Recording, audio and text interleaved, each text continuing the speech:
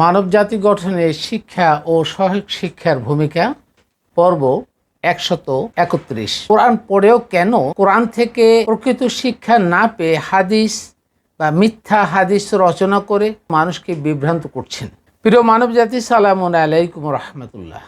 কোরআন থেকে প্রকৃত শিক্ষা ও জ্ঞান অর্জন করে সেই অনুযায়ী জীবন পরিচালনা করার জন্যই কোরআন নিয়ে গভীর গবেষণা রিসার্চ করার প্রক্রিয়া অব্যাহত না রাখলে কোরআন থেকে কেহ প্রকৃত শিক্ষা ও জ্ঞান অর্জন করতে সক্ষম হয় না। তাই মহাপ্রতারক ইবলিসের প্ররোচনায় কোরআন থেকে শিক্ষা ও জ্ঞান অর্জনের নীতিমালা অনুসরণ করে গভীরভাবে গবেষণা করার জন্যই আমাদের সমাজের আলেমরাও কোরআন থেকে প্রকৃত শিক্ষা ও জ্ঞান অর্জন করছেন না।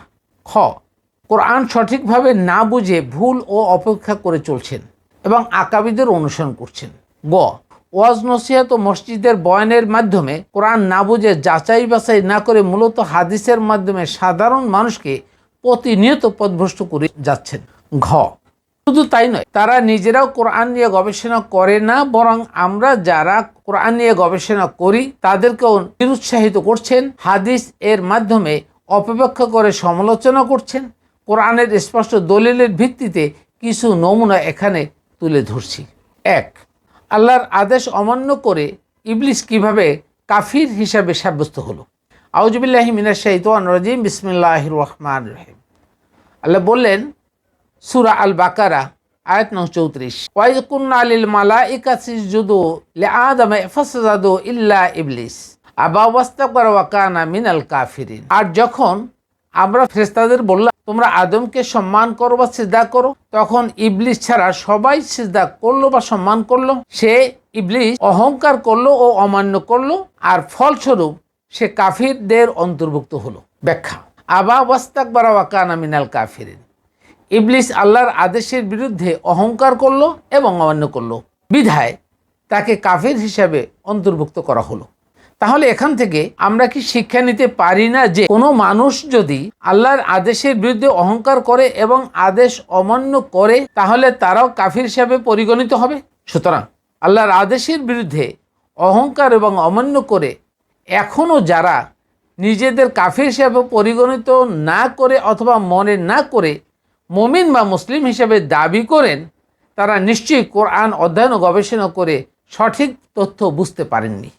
আর যারা ওয়াজ নসিহতের মাধ্যমে এভাবেই কোরআনের সকল হুকুম হাকাম এর বিরুদ্ধে অহংকার করে এবং অমান্য করে জনসম্মুখে নিজেদের অভিব্যক্তি দ্বারা জাহির প্রকাশ করার চেষ্টা করছেন, তারা কি নিজেরা কাফির এবং সাধারণ মানুষকে পথভ্রষ্ট করছেন না? একটু গভীরভাবে চিন্তা ও গবেষণা করার জন্য এই প্রশ্নটি উৎসর্গ করলাম এবং সতর্কবাণী হিসাবে মানব জাতির জন্য আবেদন করলাম। 2. আদম আলাইহিসসালাম এবং হাওয়া আলাইহিসসালামকে কিভাবে জালিম হওয়ার পূর্ব শর্ত বা সতর্কবাণী উত্থাপন করা হলো। সূরা আল বাকারা আয়াত নম্বর 35, অকুলনা ইয়া আদম উসকুন আনতা ওয়া যাওজুকাল জান্নাহ অকুলা মিনহা রাগাদান হাইসু শি'তুমা ওয়ালা তাকরাবা হাযিহি শাজারাতা ফাতাকুনা মিনাজ জালিমিন। আর আমরা বললাম, হে আদম, তুমিও তোমার স্ত্রী জান্নাতে বসবাস করো এবং সেখানে যা তোমাদের মন চায় তা তৃপ্তি সহকারে খাও, তবে এই গাছটির কাছেও যেও না, তাহলে তোমরা জালিম হিসেবে বা জালিমদের অন্তর্ভুক্ত হবে। ব্যাখ্যা: ওয়ালা তাকরাবা হাযিহি শাজারাতা ফাতাকুনা মিনাজ জালিমিন। আদম আলাইহিস সালাম এবং হাওয়া আলাইহিস সালামের নফস ইবলিসের তথ্য সন্ত্রাসের মাধ্যমে আল্লাহর আদেশের উপরে অটল রাখতে সক্ষম হননি, বিধায় তারা নিজেদের উপরে নিজেরাই জুলুম করেছেন, নিজেদের আকলের উপরে নিজেরা জুলুম করছেন। তাহলে বোঝা গেল মানব জাতির মধ্যে যারা ইবলিসের ষড়যন্ত্রের মাধ্যমে কোরআনের বর্ণিত সকল মৌলিক আদেশের উপরে অটল থাকতে সক্ষম নন, তারাও জালিম হিসাবে পরিগণিত হবেন। এবার প্রত্যেকে একটু নিজ নিজ অঙ্গন থেকে অবস্থান থেকে গভীরভাবে চিন্তা গবেষণা করুন। কোরআনের সকল হুকুম হাকাম সম্পর্কে কতটুকু ধারণা আপনারা রাখেন? একটু ভাবুন।